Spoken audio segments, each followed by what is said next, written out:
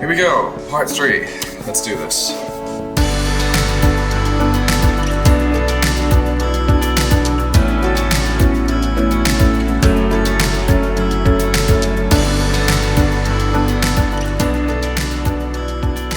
Welcome back to Striking FPV R&D. My name's Ashton, and this is part 3. We've made it.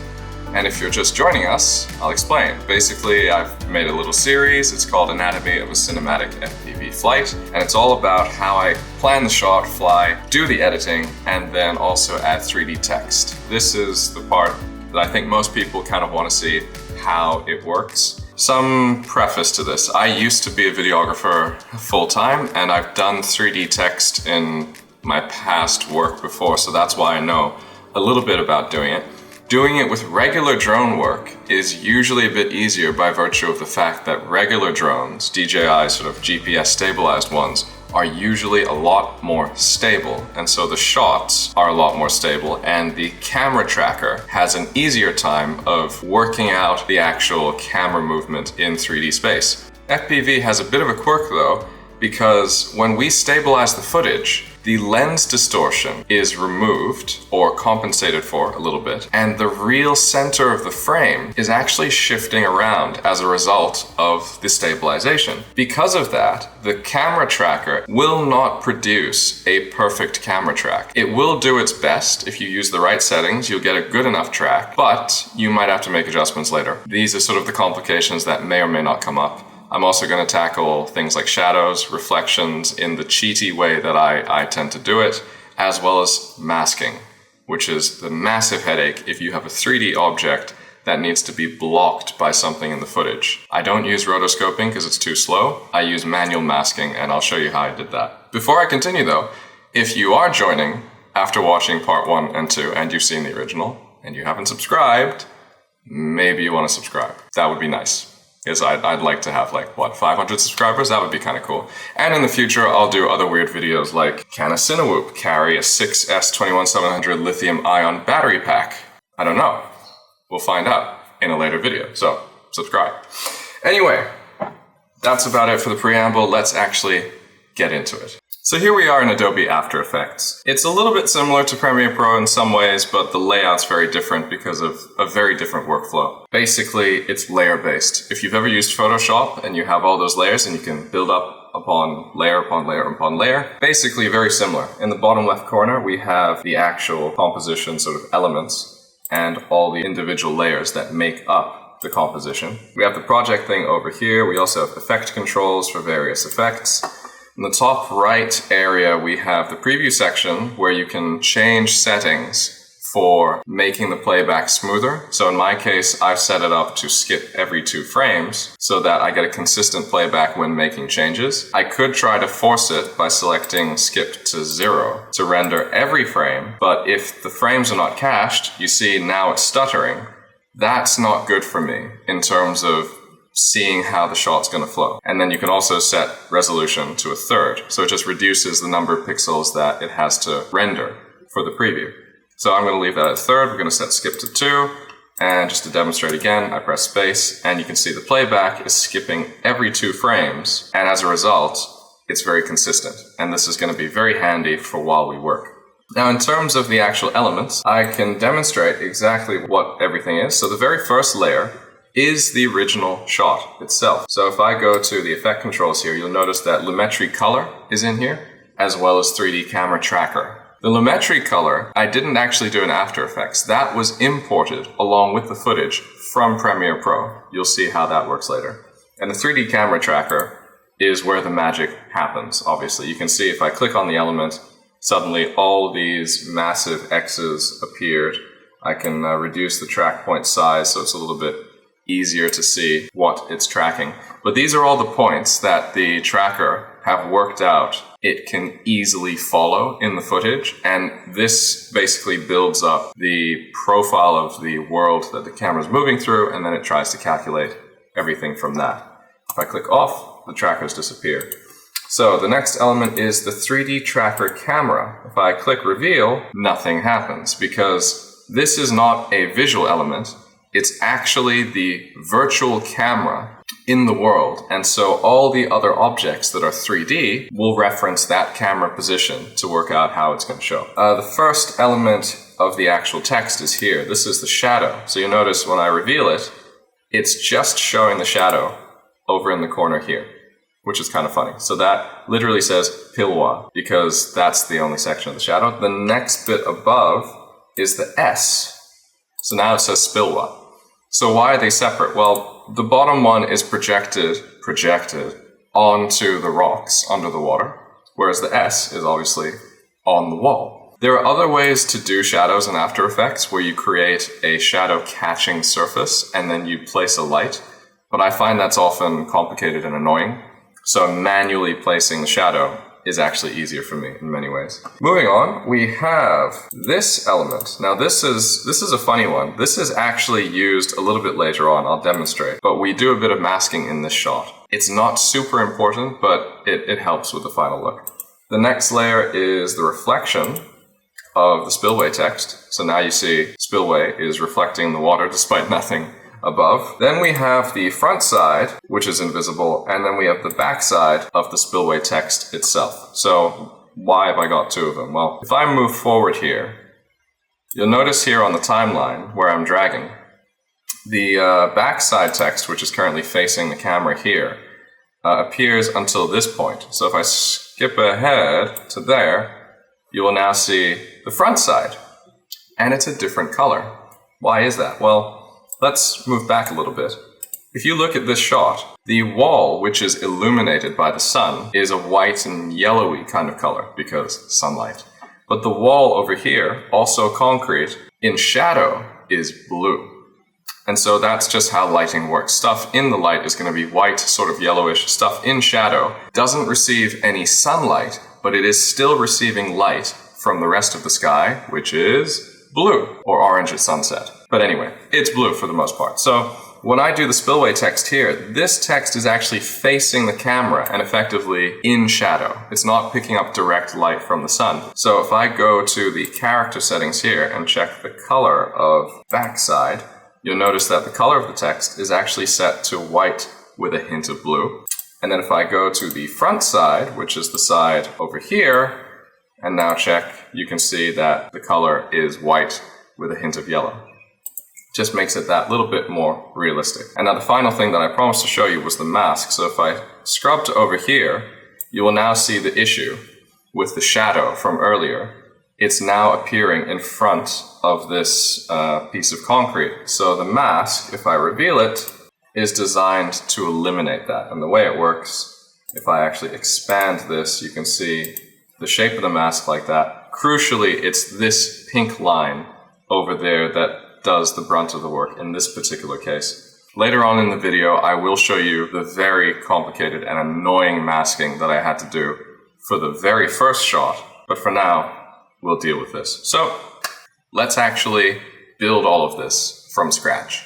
Back inside Adobe Premiere, I'm going to point out that track 2, the video tracks, is where I'm keeping the 3D elements of the video.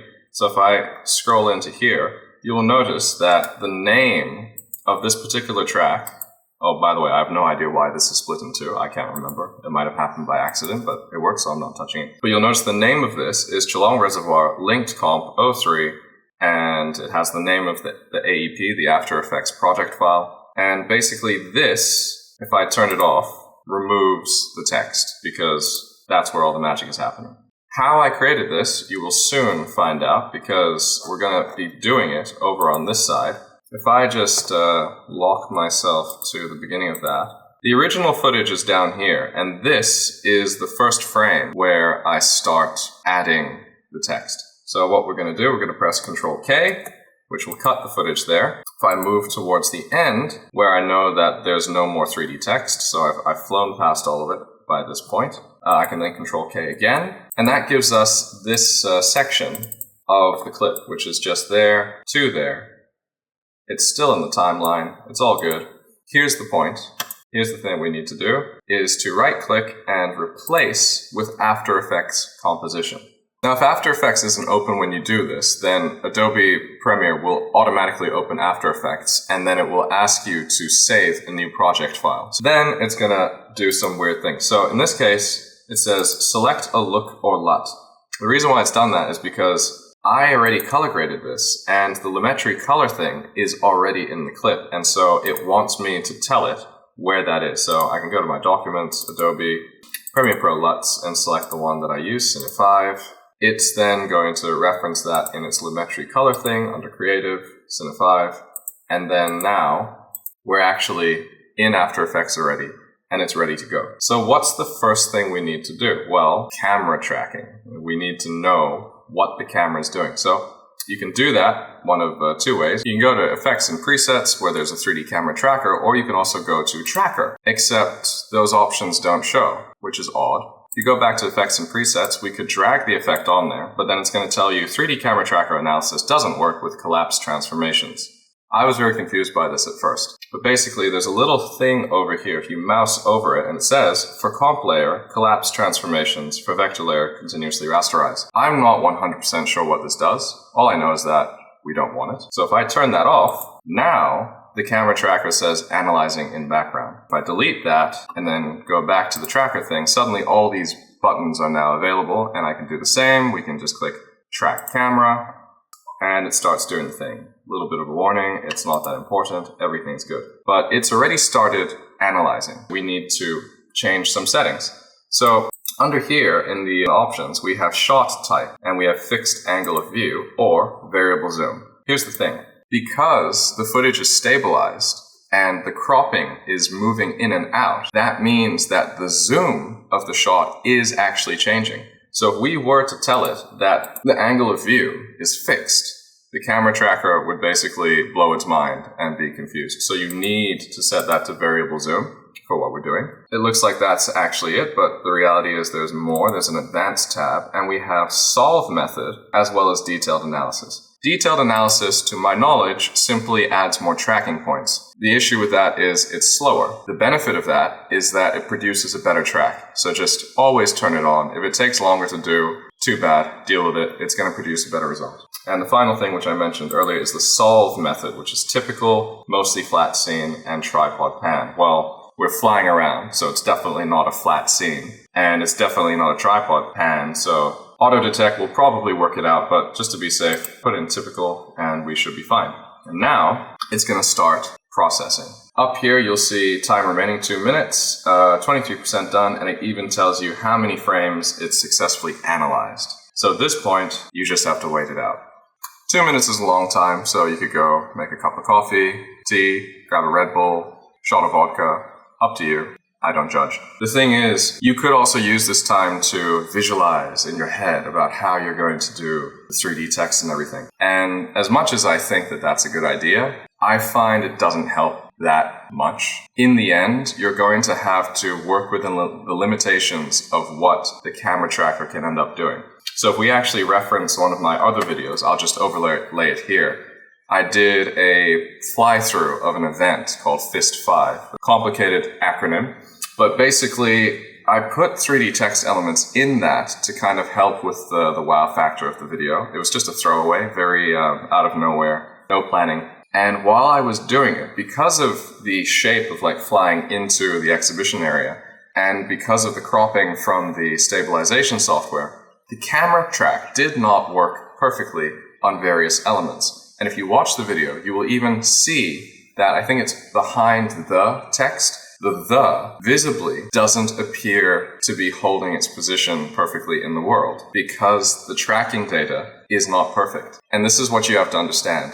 The more complicated your movement in the shot, the more likely the tracking is going to drift effectively.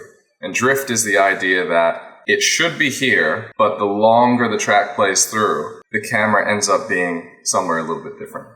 Anyway. You can see here, solving camera. So solving camera is basically where it takes all the tracking points and tries to work out roughly where the camera is in the scene. And if it works, it will start showing you the tracking points, which is what we've got. So now we can scrub through, and this is a little bit of insight for you. This is actually how the software is doing its work. And so if I press play, we can get through to the point that we want to set everything up at here, and boom, the tracking points are everywhere. Now, if you didn't turn on detailed analysis, then you wouldn't get as many tracking points. And so it'd be easier to select them. But in this case, we want more. To make it easier to select, you can go to track point size and just make it a little bit smaller. And that way you can see what the software is actually trying to track. We get a little bit closer, and you'll notice that there are a couple points on this ledge over here. And this is crucial because that's going to give me an idea of where to place the text when I create it. So all these tracking points are basically parts of the image that are high contrast that the system is very easily able to keep a track of. And some of the points are created and deleted as you go through. So like you'll notice that as we come in here, you'll see more tracking points appear up in the trees and stuff. Some of them will disappear, the ones that go off screen. All of this is basically helping the software to guess roughly what's actually going on. Now, when it comes to using them, there's an interesting kind of thing that happens here. So if you notice, as I move my mouse around, I get this kind of weird bullseye target thing. And what that is, if we full screen this, what that is, it's basically drawing like a triangle between 3 points. So for example, that point, and that point form this triangle. And via triangulation, you basically then have a flat surface to work off. So if I wanted to put something on that wall, this is the point where I could right-click, create text and camera, or solid and camera, or shadow catcher and camera, all of that stuff. But in my case, I don't actually want to place anything there specifically. I want to place something just above this line. So I don't have to select 3 points because that plane is not flat. I only have to select one and decide that, okay, I'm going to start off with my text being there. So if I right click and click create text and camera, it is then going to do exactly that. So if we look in our layer panel, we now see 3D tracker camera. Like I mentioned before, this is the camera that effectively tells Adobe how things are moving throughout the world. And then we have text. And you'll notice if I go full screen, text is very tiny and not very helpful. It's also facing the camera, which is fine, but we've got to deal with that. So the first thing I'm going to do is let's full screen this. I'm going to select the text tool up here, which has selected that character thing, which I don't need. Let's go back to this. I'm going to click on that, and we're going to type in the text that we want, in this case, spillway. But basically, there are a couple ways that we can deal with the size of the text. I could just set the size of the text up here in the character panel and set it to 300.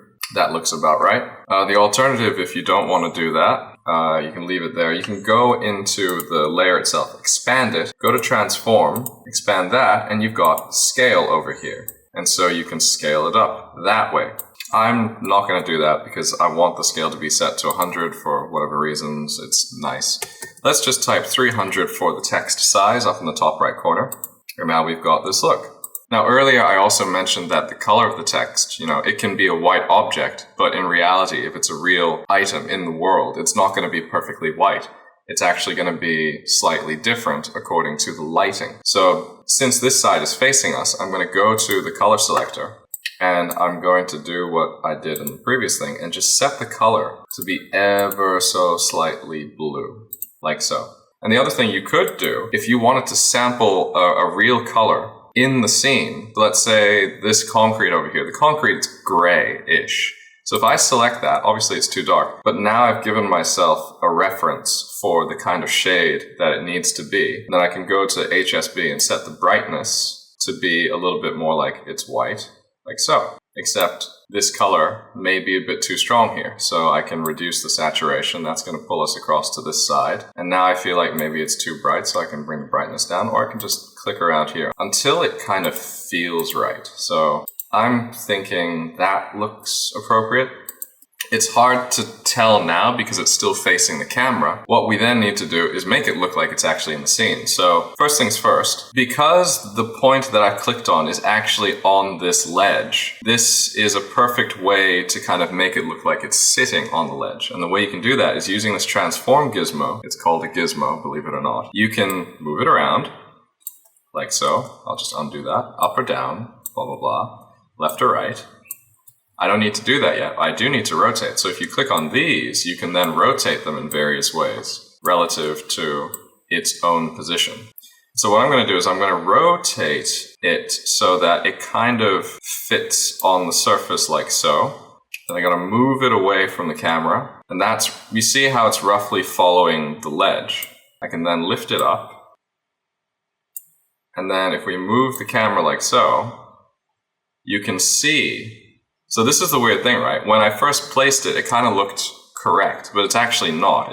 It's tilted in a weird kind of position. So if I look at that and see how it's moving, I can then undo and actually correct its sort of orientation by rotating it like that, rotating it this way. And now I'm starting to get a more correct positioning for the object. It's sitting a little bit further back, so I'm going to pull it this way. I'm going to rotate it back slightly, maybe like this, see if that looks vertical. And essentially, it's a little bit of trial and error to see if you can get it to match properly using the gizmo here. I think that's not bad. That is not bad. It seems to be leaning back too much, so I'm going to rotate it forward slightly. And the crucial thing is keep moving back and forth because that really gives you the kind of scale. The weird thing is this, right? If you get to this point, it looks like the text is sitting on the surface, but if you pull back here, now the text is in front. What does that tell us? I think it's actually dipping down into the surface, which means I should rotate it this way and then potentially lift it up. And that is a little bit better.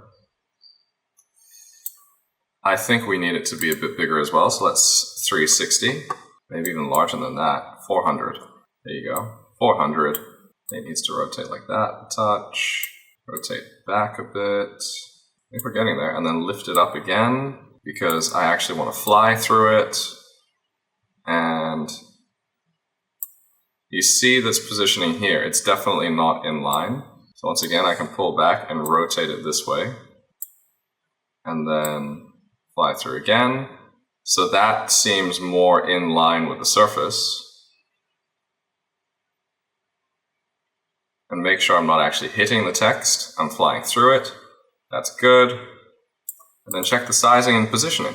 So if you look from far away, I don't think that's centered in the area. It's also not rotated quite right. So I'm going to make a very small adjustment, rotate it a little bit like so. 1 degree, how's that look? Maybe too much. Let's adjust it. Let's go half a degree. 0.5 will do. Does that look about right? No, a bit more maybe. Let's try 0.9.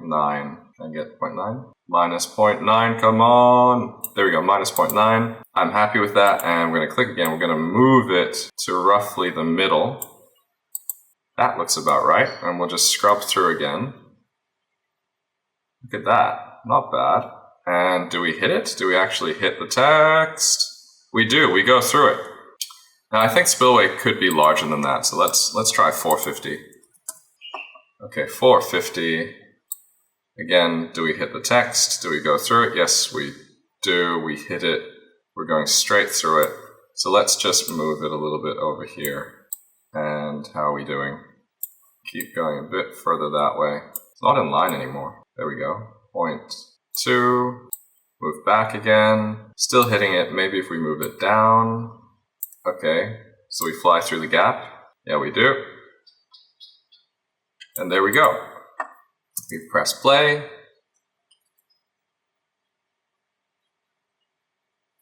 All right, so it's not exactly like before, but it's pretty close. I've imitated the look not too badly. I think it should be sitting up a bit higher, so let's just do that. And maybe we'll move it back this way and see. We fly through it again. Ha!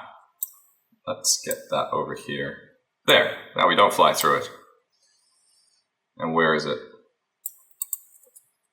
That's not bad, yeah. It's a little bit not quite center, but the point is we need to fly through the thing, so it's fine. Excellent.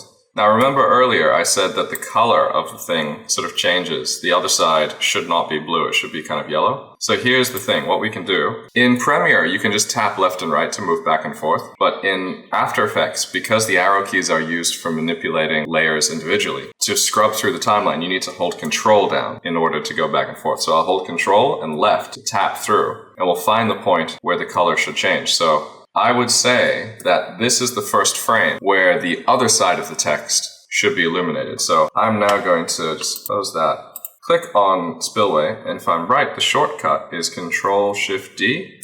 Yes, it is. And you notice it's duplicated the layer, but not only has it duplicated it, it's actually split it in half at that point. So this means we now have two. So I can then rename this and call it Spillway Backside, because that's the side that is bluish, facing away from the sun. And this can be Spillway Frontside, which is facing the sun. Now, if that sounds weird, I understand. I'm just following the naming convention that I did last time. You could call it whatever you want. Now, once that is selected, we can then go to the character panel here again. And let's say we want it roughly the same brightness, but just a little bit yellow. We could go there. How does it look? Obviously, it doesn't work, so we need to go even brighter. I'll just click over here. Maybe even more. No, maybe too much. But there you go. So I think that works as a color. And there we go. That's how that's working. Now here's the other thing. You noticed in my other shot, so we can just go back here. If I go to this point, you will notice that I have motion blur going on. So how do you do that? Well, when you're in here, you need to go to the composition settings to actually mess around with that. You can either do that by, if you've got the project up here, you can right click the composition, so this is Comp 7 and composition settings, or you can just go to composition and then composition settings on the menu thing. And then you get this. So this comp size, we got aspect ratio, frame rate, blah, blah, blah, blah, blah, background color, we don't need that. Go to advanced, and this is where you've got things like shutter angle, shutter phase, samples per frame, and stuff like that. Now you need to make sure samples per frame is set preferably higher than 16, maybe 32 would be nice and smooth. Shutter angle, if you want it to be very proper, you would set the shutter angle to the same as what your footage is. So in my case, my shutter angle was actually 90 degrees in the GoPro. What that means is if my frame rate is 30 frames a second, a 180 degree shutter would be each frame exposing for 60th of a second. So it's like 60 frames. Or in my case, it was 90. So it's actually exposing for 120th of a second. So in this case, I should set that to 90 to match my original shot. 3D renderer, leave it on classic 3D. Cinema 4D is a lot more advanced, and I haven't delved into that just yet, so I leave with classic 3D. So make sure you've got, like I said, samples per frame set to 32. And then for the actual elements here, in the layers, you will notice that there's this thing, which is like a circle with multiple kind of instances ghosting behind it. All you have to do is click on that on the bottom to activate the motion blur. And you will now see that there's a little bit of an edge here. Not so much on that side because it's not moving as much as this one over here. Then as you move through it, the motion blur will probably be a bit more exaggerated like it is here, which is good. And then moving away from the object as well, for the next couple of frames, you can see the motion blur is greater. Now here's the thing. This is the real motion blur that matches my footage. But visually, I feel like it should be more. And this becomes kind of an artistic choice. Like, I think the motion blur should be greater. So we can actually mess with that. If we go to composition again, composition settings, and then go to advanced, I can set the shutter angle to 180 and click OK. And now you see the motion blur is much more pronounced. And if I go back to here, we should be able to see as well, yeah, there's way more motion blur. And that, I think, to me, is perhaps visually more pleasing. So I'm going to leave it at that.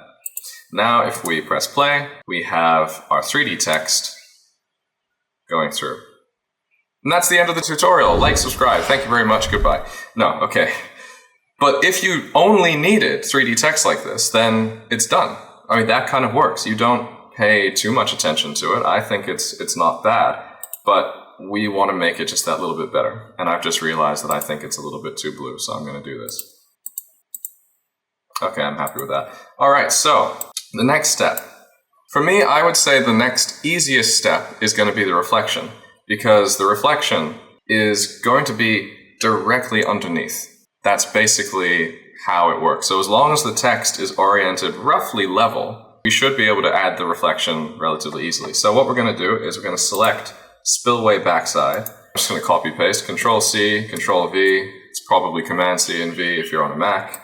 And I'm going to move it down because the reflection is not going to be on top of the original thing anyway. And we're just going to right click, rename, and we're going to call it reflection. Surprise, surprise. Now, using the same gizmo, we can create the reflection rather easily. And what we're going to do is basically rotate the text about 180 degrees. So minus 179.7, that's good enough for me. And so now it looks like it's reflecting itself in midair. And then all you have to do is sort of think about the distance from the text to the water and then double it. So essentially we click on the top gizmo, drag it down to, okay, that's roughly where the water is, and then go a little bit more because there's kind of two elements here. There's the surface of the water and then there's the rocks in the water. And the reflection is above the rocks. So, I don't know, it's hard to explain. But let's say that's roughly where we want it. And if we run it back, we now have a reflection. But obviously the reflection doesn't really look like a reflection. So how do we fix that? Well, blend modes is the first obvious thing. A reflection should not be as bright as the original thing. So, and it should also be a kind of a light element. So when I say light, I mean a reflection is the interaction of light over a surface. We still need to see a little bit of the rocks underneath, but the reflection is sort of a brightening on top of the rocks. It's hard to explain, but if you understand a little bit about, if you play in Photoshop and you deal with blend modes, then you'll know where I'm going. If you don't do that, then this might be a little bit odd to wrap your head around at first, but it'll be more obvious once you start playing with it. So the blend mode is basically this thing over here. You can select that, and you've got all the different modes. You've even got overlay, which is what I like to use for my watermarks. Then you have things like multiply and screen. Multiply we will use for the shadows, but in this case, because our object is white and light in color, we use screen to kind of add the lightness to whatever's underneath it. And not much has changed because we haven't dealt with opacity. We need to go into transform over here. We have opacity on the bottom, and we're going to set it to something like, let's just guess, I'm going to say 20% because it doesn't need to be that strong. Press enter. So that's not too bad. If I go back out and then press play, I'd say that's pretty good. Look at that. Now the only other thing left to deal with is the fact that that reflection is actually very, very sharp. And of course, reflections in water, you can see here the reflection of the top surface. It's not perfectly sharp. It's a little bit distorted and it's a little bit blurred. So we kind of want to do the same thing with this. And the easiest way to do that is to go into Effects and take away Tracker, just type in Blur, and then you get a bunch under this blur and sharpen here. You've got bilateral blur, camera lens blur, camera shake blur, a D-blur, blah, blah, blah, blah. Gaussian blur is a nice convenient one for what we're going to do. So I'm just going to drag that onto our element in here, reflection. And that opens up the effects up in this corner. We can just set it to something. So if I drag it out, you'll notice that I can blur it quite a lot. And even though it's blurred that much, and it's technically not visually correct, it's actually not bad looking as well. So if we press play, you can see how that blur, it's actually not bad looking. I don't mind the look of it, but I try to get things looking visually more accurate. So in my case, I'm going to actually set it to something more real. So like 20. And so if we full screen that, you see it's just slightly blurred, but it feels so much nicer in terms of the overall look. So I'm pretty satisfied with that as a general look. The only other thing left to contend with is the fact that the reflection needs to disappear at some point. And so that will be, let's go to Control and tap forward. You'll notice now as well that After Effects is actively slowing down in terms of having to render everything. I suspect in this case, it's probably to do with the number of samples I put on the motion blur. So once again, let's go to composition settings, and set the sample rate for the motion blur to something much lower, let's say 8. Click OK. And now you'll see the motion blur is much more stepped, which is not visually nice, but we can mess with that later. But now if I start trying to run through it, it seems to be rendering a little bit faster, not by a huge amount. But so looky here.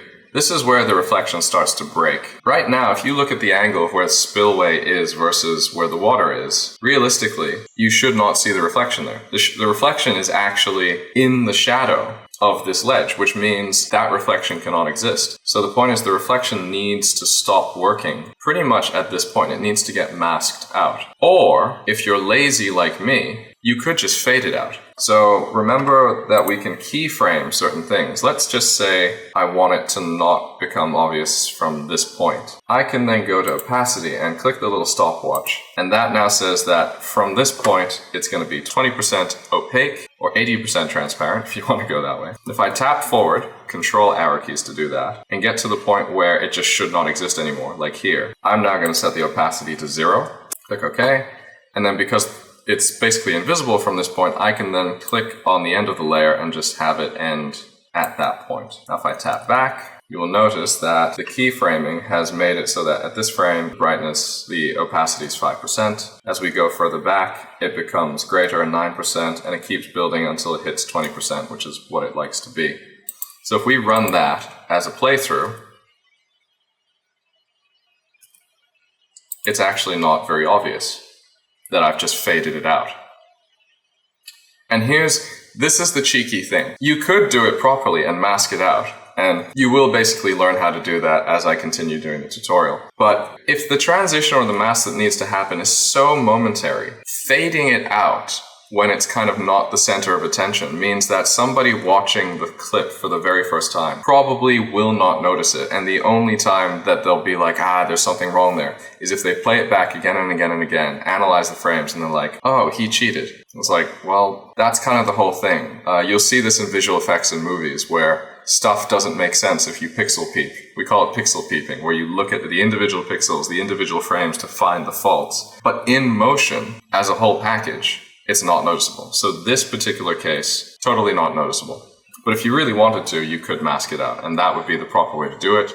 I think I might have actually done that. I can't remember, and I won't bother checking. But anyway, that's the reflection. Now we get to tackle the shadows. You want to take a guess how this is done? Because it's done in a remarkably similar way to the reflections. Basically, I'm going to do the exact same thing as I did with the reflections in order to create the shadow elements. But as you saw earlier, when I previewed the whole thing, the shadows are actually broken into 2 sections, and that's because of where the light is coming from. So in this case, I gave it a little bit of thought, the angle that the sun is at and how things are going. The clue as to the angle of the sun is actually over here. You'll notice this corner. That's almost a 45-degree angle. It's a little bit steeper than that. But that line there really gives me a clue as to where the shadow actually needs to be. So first things first, let's select our main element. We're going to duplicate it, not by selecting a duplicate thing, but just by going to copy and paste. Oh my god, there's duplicate in the edit function. Well, now I know. So now that we've duplicated it, I'm going to move it all the way to the bottom because shadow being the darkest should be like the lowest, I think. Gonna right-click rename, and we're gonna call it shadow. And we'll rename it later for a different reason. But basically that's gonna be shadow. And now, if you imagine the flatness of the rocks underneath versus the text, which is completely vertical, they're perpendicular to one another. So instead of flipping it 180 degrees, rotating it 180 degrees, I'm gonna rotate it by 90 degrees. So like if the spillway text was actually on a surface, I would just do this, and then that would be the shadow. In fact, that's how I did the shadow for the Chalong Reservoir text on the dam itself. In this case, the spillway is floating in midair, so we need to move this text down to roughly where shadow level is. That seems about right. And then because of the angle that it's there, so we can see how much I moved it down by, 450, and so I'd need to move it forward by like about 450, technically. Maybe that feels too far. It's a bit steeper, right? So it's not 45 degrees. It's actually a bit more than that. So let's just move by 350. We can eye this, and then we'll shift it across because the angle of the sun as well is kind of doing the thing. I'm going to move it to about here, because I feel like that's about right. The final thing is the color. Color's completely wrong. It's shadow, so it needs to be dark. That being said, shadows are often slightly blue because it's the blocking of sunlight and only leaving skylight, which is blue in color. So I'm going to leave the blue color, but just set the color down here. So it's like really nice and dark. And like, ooh, that is quite dark. But we can sort that out because now we've also got to mode and set that to multiply. Then we expand it, go to transform, and we're going to set the opacity to, I don't know, let's try 33. Okay, not enough. So here's the clue. We have a shadow in the water already. So what we want to do here is match the color or the intensity of our fake shadow with the shadow that's actually in the scene. So I'm just going to raise the darkness of this. And you know what it's telling me? I think we need more blue. So I'm going to add more blue to the shadow here. Just going to try moving a little bit further up. It's not bad, but it's too green. So I'm going to shift the hue a bit further into the blue. I think that's not bad. That's not a bad look. Now the other things to consider are what needs to be there. So obviously the Y over here is totally in shadow, which means it actually doesn't need to appear there. So what I'm going to do is I'm going to select the text thing. I'm going to edit the text. I'm just going to take that away. The same thing goes for the S over there. The S I actually plan to put up on the wall. So I'm going to delete that. And I'm just going to shift it. I can add a space, and that kind of spaces it out over here. And that's, you know, that's a little trick for shifting it sideways without shifting it sideways. Add a space. I can keep moving it that way by adding more spaces, so I won't do that too much. But yeah, one space gets the A to the correct place. The only thing left to make it look more real is to once again add blur. So we go to Effects and Presets, drag a Gaussian blur onto the shadow thing, and then, I don't know, 20. Hey, that's not bad. Maybe 25. 25, and let's make the actual color a little bit darker. Darker. There we go. I'm digging that. All right, so if we now start moving that back, let's run it forward. That is not too bad, except for one thing. And this is where it starts to get interesting in terms of like working out where the shadows are really falling. If I move there, the actual text, it's not in the correct position. It's not matching the real shadow. So how does one deal with that? Well, you need to look at it carefully and see and guess, you know, where does it actually feel like it really is? Maybe I've gone too deep. Maybe I haven't gone deep enough. So let's select the element and start messing around with it. Do I drag it deeper to match there and then start scrubbing back and forth? Does that help? Now it's too deep. So maybe that meant it was too deep to begin with. So let's try moving it up. What if I move it there? Does it stay in place? No, it's still shifting around. So maybe it needs to be even less. Maybe it should be like that and then move it. Oh no, that's rotation. Let's scrub back here. But now you're seeing what working with After Effects really is like, in my case, because it's not able to keep up with a live preview perfectly, even with my resolution set to 1/3, even with it skipping frames. It's kind of annoying, but this is, if you see anybody working in After Effects and their computer's mid-range, even a good computer sometimes does this. You're going to have to get patient because there's so much tweaking if you're not doing properly tracked kind of positioning. But anyway, let's continue scrubbing through.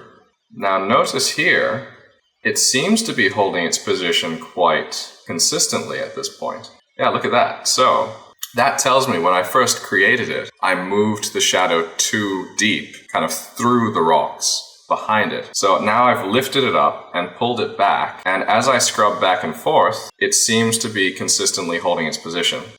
Unfortunately, I'm now able to see that the color is maybe not quite right. Maybe I do need to add more blue into it. There we go. That's closer. And then let's set the opacity a little, oh, where is it? Transform. A little bit higher. Maybe we'll go for 80. Ooh, let's try 70. Hey, that's not bad. And then maybe a little bit more lighter color here. Look at that. That's starting to look pretty decent as a kind of, as a fake shadow. I'm not using real physics. I'm not using a shadow catcher. I've just duplicated the text, manipulated it slightly, moved it down and blurred it. And now I have a shadow that's not too bad. And it's even bleeding up towards the wall slightly. So there's only one more section of this to do, and that's the S. So instead of duplicating the spillway, what I'm going to do is I'm going to take this text element, and we're going to duplicate it using our newfound power, the duplicate function in the edit menu. Control D, let's try that. Oh, look at that, shadow 2. So this is where the naming becomes funny. I'm just going to call this shadow S, because it's just for one letter. And I'm going to rename the other one shadow Pilwa. So the S is here. Now what I'm going to do with the S is I'm going to select the text element. I'm going to wipe out all of it, except for an S. Now let's kill all of it. There we go. There's an S. And now I'm going to slide it across to roughly where the end of that is. And then I'm going to rotate it up onto the wall. Rotate by 90. Come on. Minus, okay, 88, 91, okay, good. And then I'm going to slide it up onto the wall. Behold, the S is now on the wall, except it doesn't make sense, does it? It's the wrong rotation. So this is, well done. This is kind of silly. So actually the way you can think of this should probably be this orientation and then flipped around on the y-axis. So let's do that. So it's, the S is becoming a Z or a Z if you're American. If you're wondering, I'm not actually American. I speak with an American accent, but I'm half Australian, half Hong Kong. So there you go. Anyway, so let's put that there, shove it down slightly. And now the S actually looks a bit more convincing. I'm going to slide it to the right a little bit more. And there we go. Now we need to test and see if it's actually on the wall. And looking at it, I don't think it's on the wall. It looks like it's floating in front of the wall. So in that case, we can slide it more into the wall by a bit. And I think I'm going to rotate it because the wall, if you look at the way it's curving, it's kind of curving away from the S, which means even in that case, we should be stretching it. Now, is there an easy way to stretch it with this? Or, you know what, let's just go into our transform and set the scale. We're going to unlock the scale and then we're going to start messing around with it. Okay, it's not that, so it must be X. There we go. Let's set the X scale to like 115. We've stretched it a little. There we go. And now we start scrubbing through again and see, does it seem like it's on the wall? You know what? I think it does. But the only other issue is I think the bottom text is maybe going into the wall too much, so I need to shift it back a little bit. That's not working. Why is that not working? Let's come back here. Okay. Let's shift that away from the wall. So now the A is slightly into the shadow, which is fine. We can cope with that.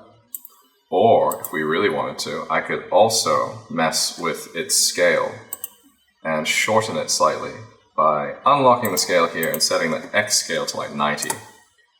And that shrunk it that way. Oh no, I didn't unlock it yet. Let's undo that. Unlock 90. There we go. That shrunk it a touch. And now I can shove it back so that the A is just on the edge. So I don't have to mask it because I'm lazy. And there we go. The only other thing I want to do is maybe match the back-forward positioning of the S so that it matches the text on the bottom. And if we go back, if we play it through now, not bad at all. Watch this.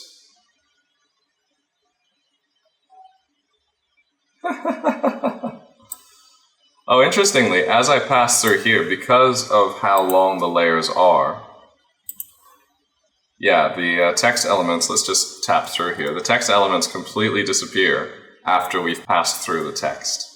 So that obviously needs to be fixed, and the easiest way to do that is to just drag it out like this.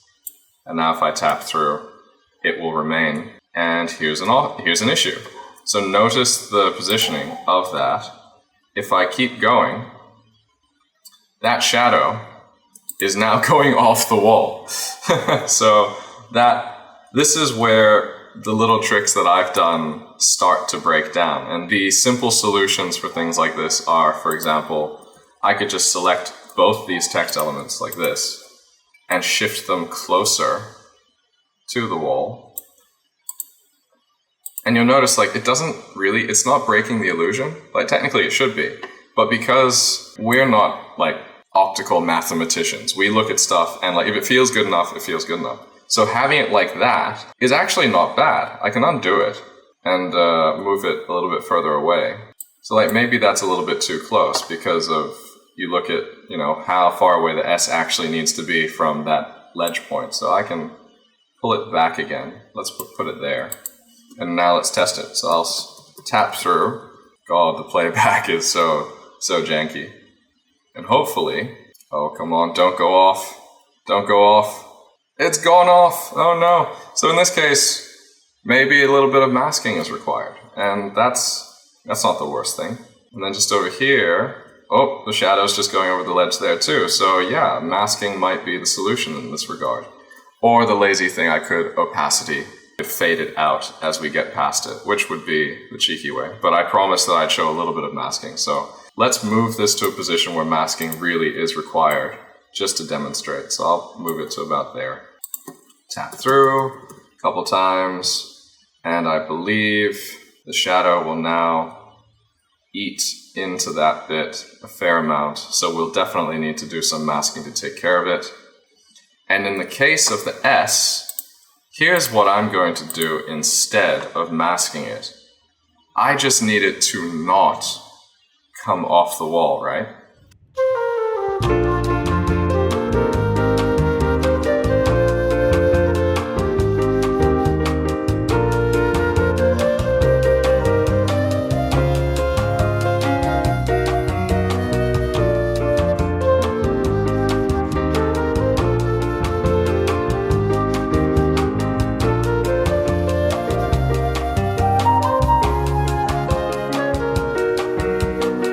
Now here's another issue that I noticed with the S.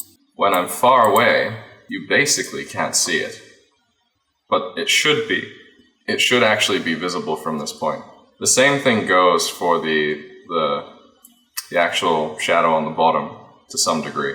So I know exactly what that's about. Basically, the blurring that I'm doing is done in the screen space instead of the object space. So the smaller the object is, effectively, the more it is blurred. So the way to solution this, that's not a sentence. So the way to sort this out is, there's actually better ways to do it. But what I'm going to do is I'm going to keyframe the amount that I blur. And that's very easily done. You simply select the item that needs to have it keyframed. Let's say we're happy with the amount of blur at this point.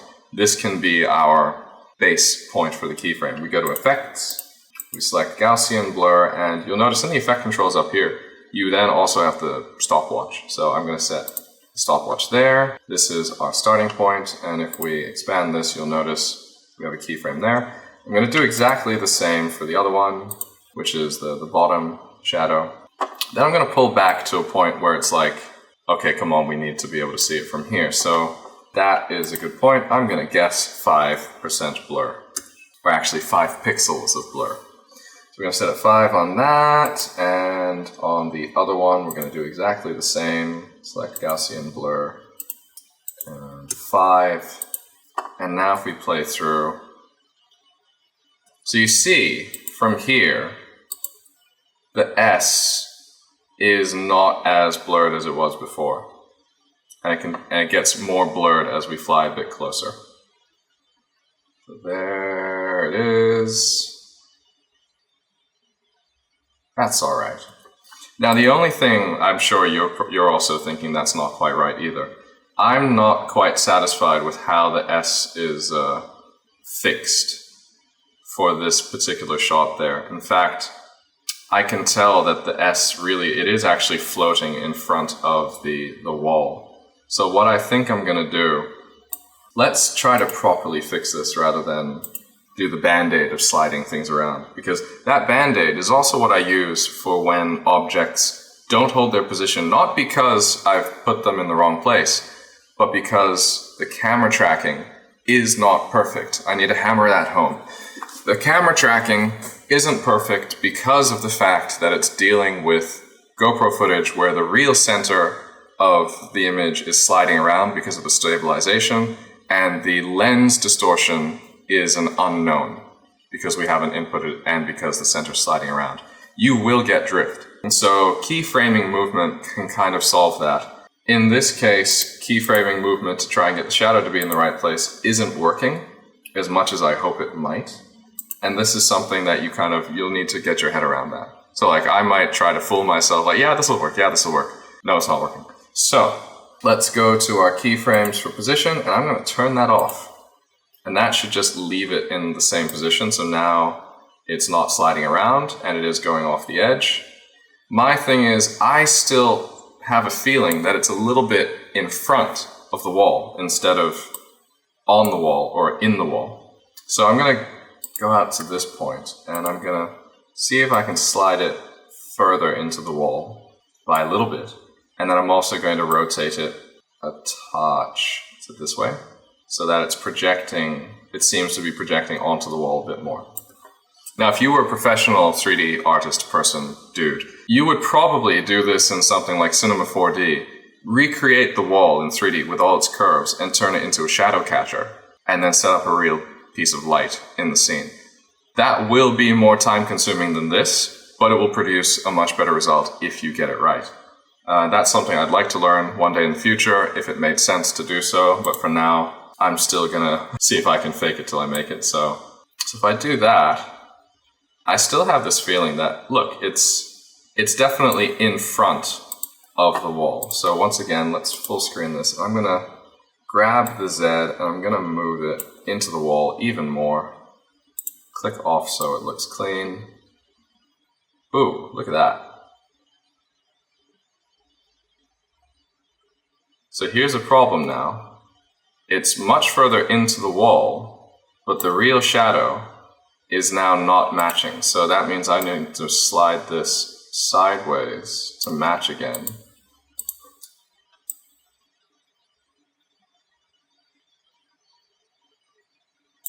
And I think I've overdone it. I've overcooked this. So I'm going to move it back and pull the Z back.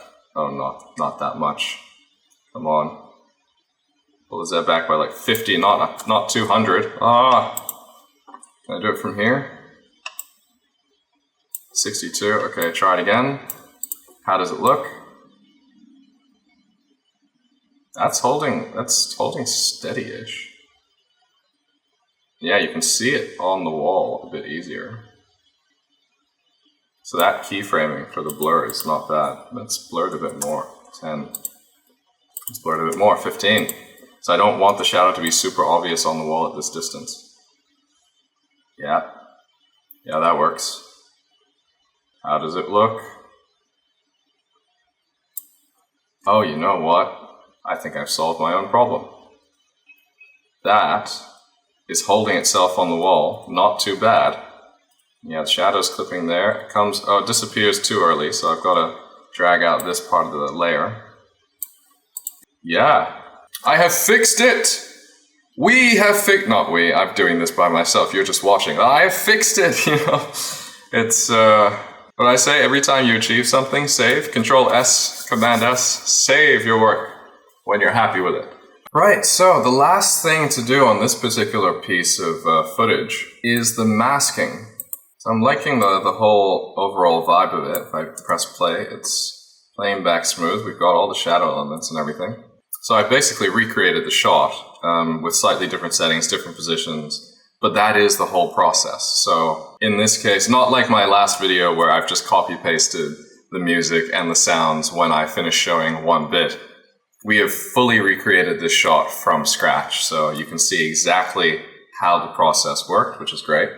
So the final step of that is to do the masking. So the easiest way to sort that out is basically go to the point where you know that you need to do masking. This is the limit. So you see the text there. You can even see the outline of the text. That is just about touching the ledge, just the edge. So this would be my in point. And the out point we'll sort out in a moment. So how do we sort this out? We got to copy the original footage.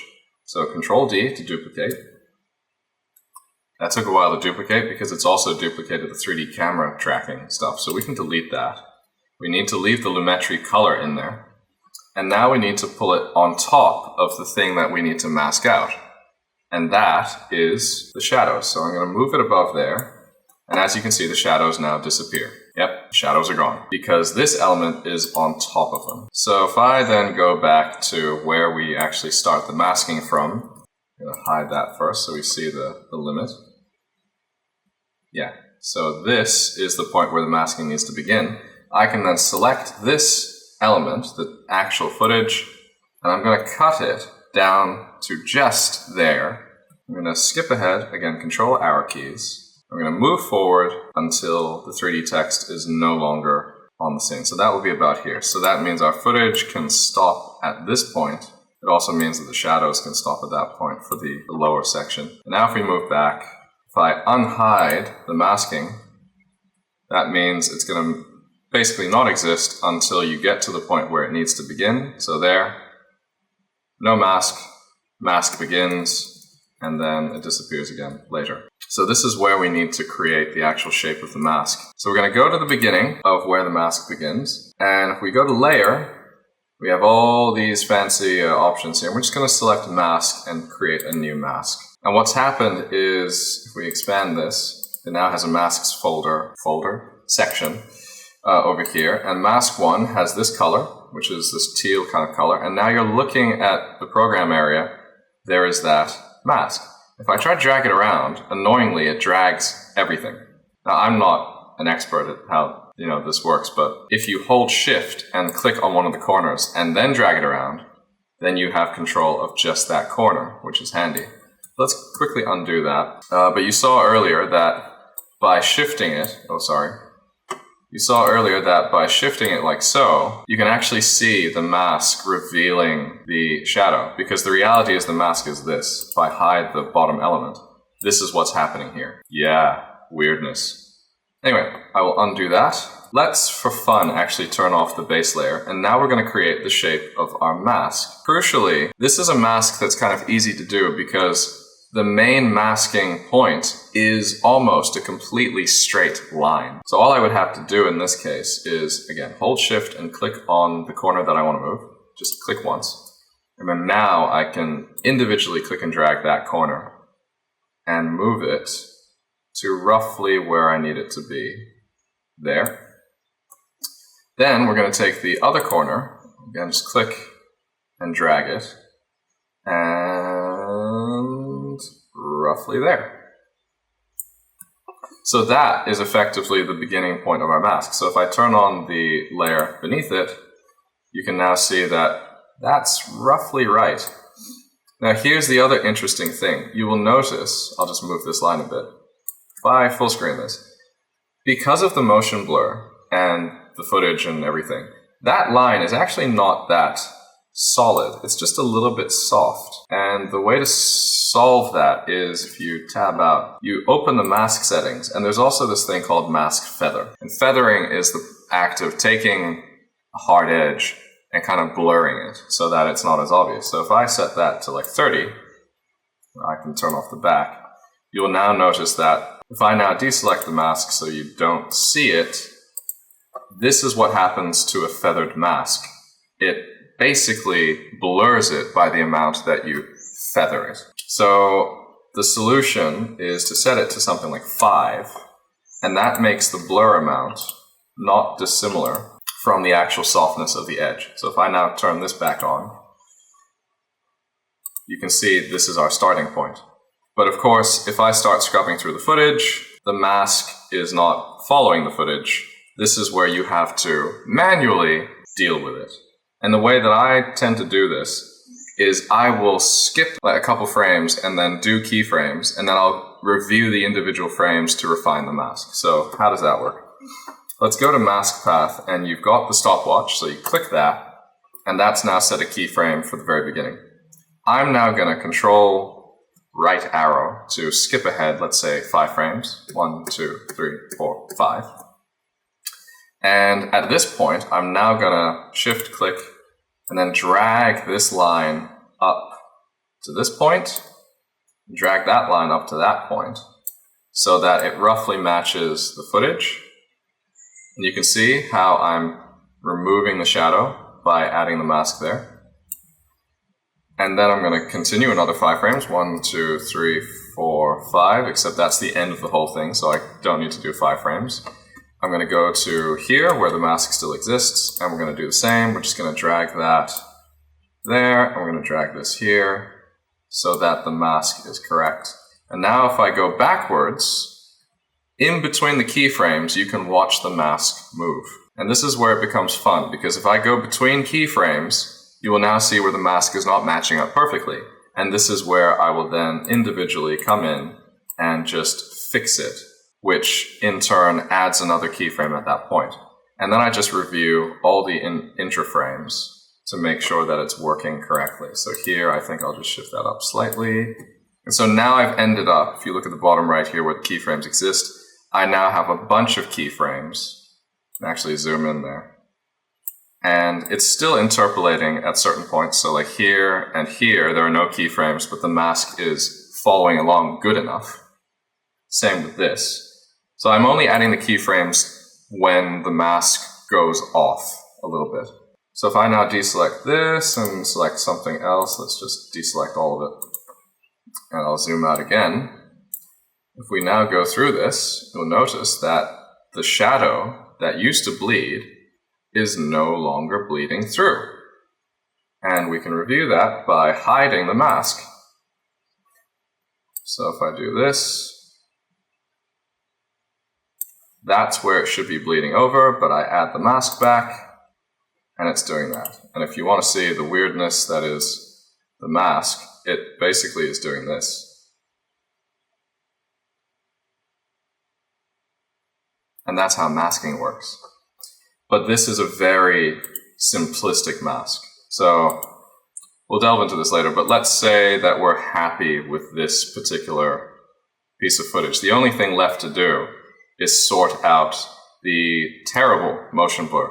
And again, you just go into composition settings, advanced, and we're going to set the sample rate. So to actually understand what the sample rate is, basically motion blur is creating multiple frames in between the frames. So from one frame to another, there's movement that's occurring. And when a camera is exposing and a movement occurs, you get that kind of smear effect. Digitally, the only way to do it properly is to basically make more frames than there are actual frames. So if it's 30 frames per second and you're doing 8 samples per frame, then effectively it's 30 times 8 is the frame rate that the software is actually processing the objects at. And this is why it slows down, and which is why we have to set it a bit lower. But you'll notice if we look at the image here, 1, 2, 3, 4, 5, 6, 7, 8, you can see those are the 8 samples of the motion blur for that object, and that's why it looks that way. So if I then double that to 16, which is the default, it will now refine, and so it looks better. But like if you full screen that, I can still now quite clearly see the 16, and it's true. In motion, it might not be that obvious. It's not that obvious. But if you pixel peep, or if you're one of those people that's like a little bit extra sensitive about how things look, such that you know something's not quite right, but you don't know what it is, then that's clearly not good enough. So the solution to that is to set it like stupidly high. But for me, I found that depending on the amount of movement, 32 should be enough. So if I leave that, you can now watch the preview should change. Look at that. That's actually significantly smoother. I can still see some steps. So if I wanted to, maybe 48. Maybe 48 is good enough. And if we do that, peek a bit closer, that's actually a lot less visible. So let's full screen that. You know what? 48 seems to be our sweet spot for this particular piece of footage. Now, if you had something moving significantly faster, such that the motion blur had to spread out more, then you'll start to see those steps. This is now ready for prime time. And the way that you pull it into Adobe Premiere is you don't. It's already there. So if I actually hide the original, which is that, I've just turned off that layer. And now, in fact, let's make it super obvious. I'm just going to drag that over there. You can now see that the footage is not playing back smoothly because it's rendering in real time to get it done. But this is actually the shot that we've made. And it's doing not too badly. Now, if you want to preview it nicer, then the way you would do that is you'd go to Sequence and you'd click Render Effects into Out. So I mentioned it in the last video, but I didn't explain too much about it. This green bar at the top here, that is pre-rendered footage that will just play back smoothly. Way too loud. That's playing back smoothly because it's pre-rendered. But when you get to the red is where it's actually rendering in real time. And if you're doing something like After Effects, it gets stuttery. So the solution to that is to go to Sequence and click Render Effects into Out. And at this point, it's then going to pre-render that red section. And this will take some time. So we can talk about other stuff. What did you do today? How was work? But yeah, basically, it's going to render that through. And then when it's done, this red section over here is then going to become green. And once it's green, then it will play back smoothly like everything else. But the point is, this footage, this After Effects footage is in Premiere. It is linked together. So if I make any change in After Effects, that will be reflected in Premiere. That being said, if you did render a preview and you got it all green, and then you make even the slightest change in After Effects, Premiere is going to know that something changed, which means the preview is no longer current. It's out of date, basically. And then from that point, you'll have to re-render every single time you make a change. But now if you play through, let's go full screen. You saw that, right? It just appeared.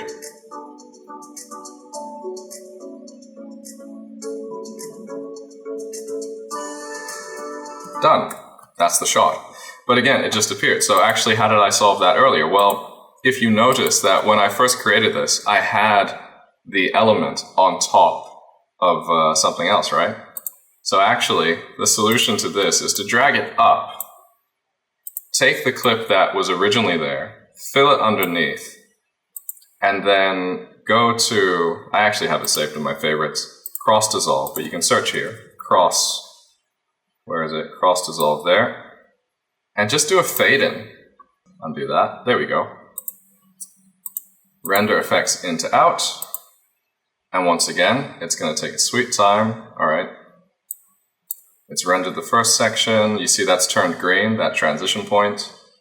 The next part is over here. It's actually rendering really quickly. Okay, cancel because I don't need that rendered. And now if I play it through full screen, and you can see the crossfade. Let's just go back so you can see that a bit easier.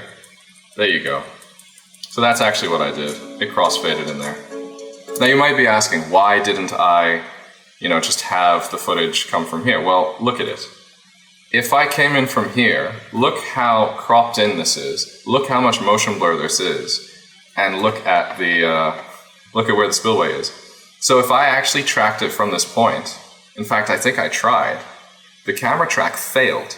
And this is a big headache. Camera tracking can fail when there's not much to track or the stuff that it's trying to track is too difficult. So in this case, how do you track stuff that's blurred? Camera tracking normally picks high contrast points that are like pinpoint. That's the best way that you get a good camera track. But if everything's blurred like this and the camera is like zooming in and out for the stabilization, it wouldn't have worked. And so that's why I had no choice but to actually start it from here where the camera tracking data can resolve and get it correct, and then just fade it in and hope people don't really notice. In fact, so with regard to this shot, I originally wanted to have the text appear mid-air above the water there. But what do you notice about this particular shot? Everything except the clouds and the mountains is blurred. Everything. Because I've got an ND filter on at a 90-degree shutter so that I get nice amounts of motion blur when I'm flying close to the water, close to the ground. And as a result, there is nothing to track. Literally nothing to track. I tried this, it completely failed, because the only stuff it could track is in the distance, and that only gives you a kind of rotational kind of orientation for the camera, but it doesn't give you much spatial awareness for the camera. And so this shot was immediately scrapped by virtue of the fact there was nothing to track and it was impossible in this case. There may be ways to do it. There are potential ways to do it that I can think of, but much too complicated compared to finding a different spot where camera tracking is easier, like here, where there's more stuff. Yes, it's motion blurred, but it's not as badly motion blurred, and there's more stuff that's trackable. So that's why this shot worked. And that's why I couldn't start the tracking for this shot immediately after the backflip. Look at that. And that is that. That is basically the first section of this. Now you know, in After Effects, how to actually do the 3D text with a very basic mask. Now here comes the headache. Look at the masking involved here. So this is the footage, and you can see, I didn't reveal it like this earlier, but actually this is the masking that I've done, such that let's play it back like this. Look at that. That is absolutely stupid. And if I open this up, look at the number of masks I have. I have 11 individual masks. So how do these work? Well, when you create a mask, you get this little option here, which is add, subtract, intersect, lighten, darken, whatever. This basically means that if you have multiple masks and they're all set to add, it means that whatever is being revealed there, and then on another mask, it's all combined together. But if you wanted to do a track on something and then remove stuff, then you could select subtract, and that would take away from one of the masks that it's underneath. In my case, I don't need to do that. Basically what's happened here is I've got mask 1, which is the actual reservoir. And the reason why I've masked that is because as we're coming up on the text, because the text is sitting on the road, and the road is a little bit behind the dam section, it actually has to cover the text. And if I didn't do that, like I showed you earlier, and just had it, oh come on, it's auto-saving on me, which is good. And I just had it like this, you can see that the text is actually in front of the reservoir itself, which is why I have to mask the dam. And then all the other masks are basically the individual posts. So you can see like the first post there, the green one, and then you've got the orange one. And you can see all these keyframes here. If I zoom in for you, this is the painstaking work that I had to do to get these masks to basically follow and be accurate. And all of them have a little bit of feathering as well. And that's because the motion blur, which means the edges are not hard, they're actually soft. And so you have to set it up, accordingly. And that is basically the masking that's done there. So if I wanted to show you, I can dim the background. That would be nice. 50. There you go. This is the shot. These are the masks. Ding-a-ding-a-ding. And then eventually, once you get to this point, the masks can get out of there because there's no need to mask anymore, because once we're on top, the text and the shadow, everything is foreground at this point. And so this is the point that I was so happy, because it's like, I don't think anything else. Look, these were the last posts to have to mask, was these 3, 1, 2, and 3 are the last ones. And then after that, no more masking required. I was so happy. Let's set this back to 100. And that's the shot. And here's the thing. If you pixel peep, you can see there, look, the shadow is in front of the object casting the shadow, which is wrong. So if I wanted to be super proper, I would then go in and I'd have to select the shadow and just slide it back. And in fact, you know what? I could have done that. 2020 hindsight, I could have just slid it back and the shot would have been even better than what I'd hoped. And like even here, I could shift it slightly higher. This comes back to that whole kind of creator's dilemma, like, oh, I want to redo everything I ever did in the past and make it perfect. But again, when I was working on this, you know, I had limited time to get the stuff done and I just wanted to get it out there. And again, in motion, you don't notice that stuff much, you know? So it's not a big deal. It's not a deal breaker if it's not perfect, because in motion, but you can see from the original footage, in motion, without pixel peeping, it does the job. And the greatest compliment that I got was a very good friend of mine, school friend of mine. I showed him the footage, and the comment that he came back with was, I don't remember a giant sign being on the reservoir. And I'm like, yes! You know, like, it looks nice, it looks cool. And I've had the pleasure of using it in more recent projects. In fact, I'm trying to make it a thing where I put the text, you know, the name of the video or the place somewhere in the scene. A classic case is the Red Cliffs up in Prachuap. I promised that I was going to do mountain surfing videos, and I plan to put that, you know, floating up on the mountains just for fun.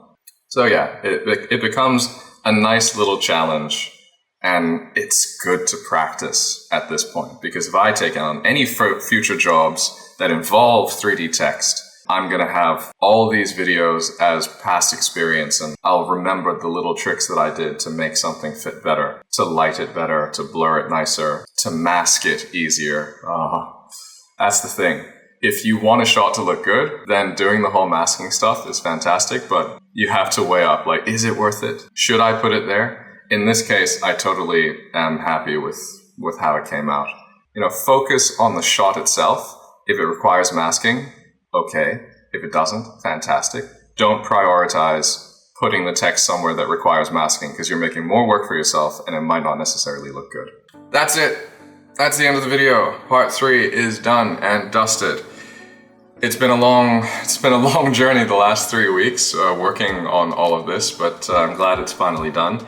If you've been watching since the very beginning, thank you very much. If you've only come in for the 3D text, totally get you, because this is kind of the wow factor that if you can learn to do it yourself, really cool. But it's not super difficult, but it's not easy either. So the learning curve is, if you're already an editor and you can dabble in After Effects, then you can probably do this. If you've never played with After Effects before, then this could be a significant challenge, in which case there are plenty of other tutorials on YouTube regarding 3D text.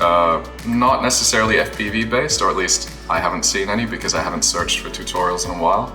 But certainly regarding drone work and certainly regarding general camera work, there are tips and tricks here and there. Maybe a lot more in-depth on the intricacies of various things than what I've done, but the resources are there. Go and Google it. You can do it. I believe in you.